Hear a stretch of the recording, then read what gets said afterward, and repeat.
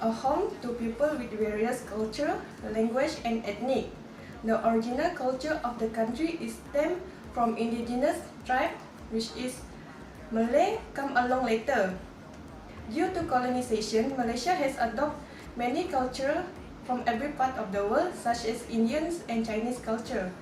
Later in colonial era, cultural influences such as Persian, Arabic, and British culture also influenced Malaysian culture.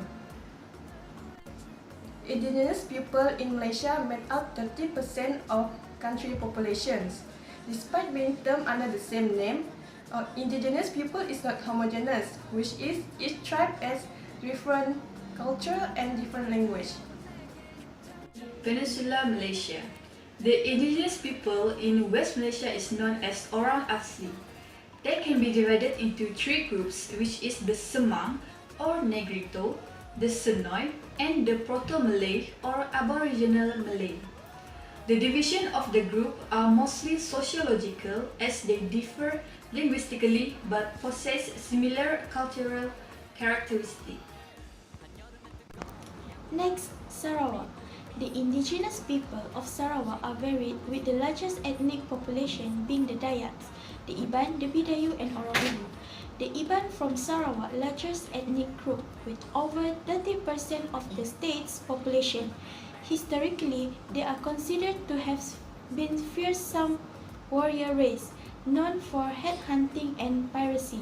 In contrast, the Bidayu have a peace-loving reputation, yet still have a history of headhunting. Dayak translates as upstream or inland, and the members of this tribe typically live in the traditional community home known as longhouse. The Orang Ulu are also a rival tribes, regarded for their artistic inclinations. Their longhouse are often ornately decorated, while aristocratic ladies cover their body with finely detailed tattoos.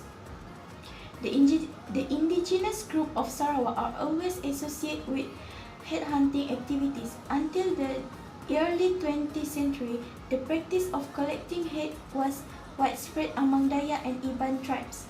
The head that have been collected is considered as trophies of manhood and bravery are displayed by hanging them on the rafters of the longhouse and is believed to possess powerful forms of magic.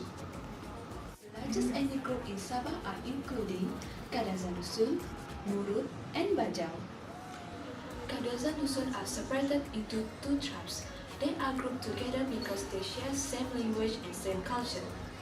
The second are the Bajau, who are known for their nomadic seafaring tribes origin. Those who leave the seas for the land became farmers are nicknamed cowboys of the sea.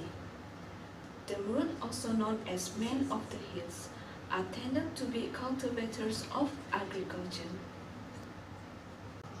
The development in Malaysia happens very rapidly. Malaysia is one of the countries that experiencing changes in the development.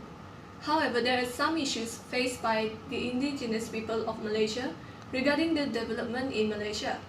The development in Malaysia are not enjoyed or experienced by majority of the indigenous people.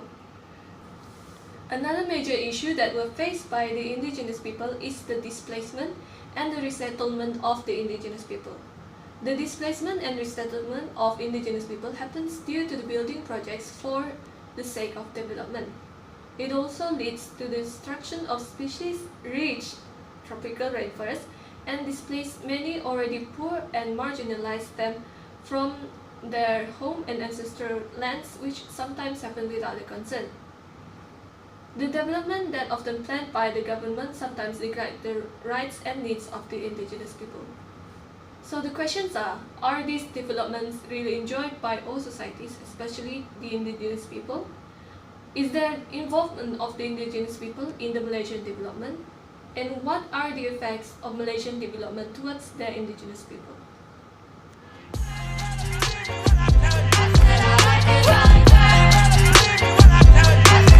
Nah, I like dollars, I like diamonds, I like stunning, I like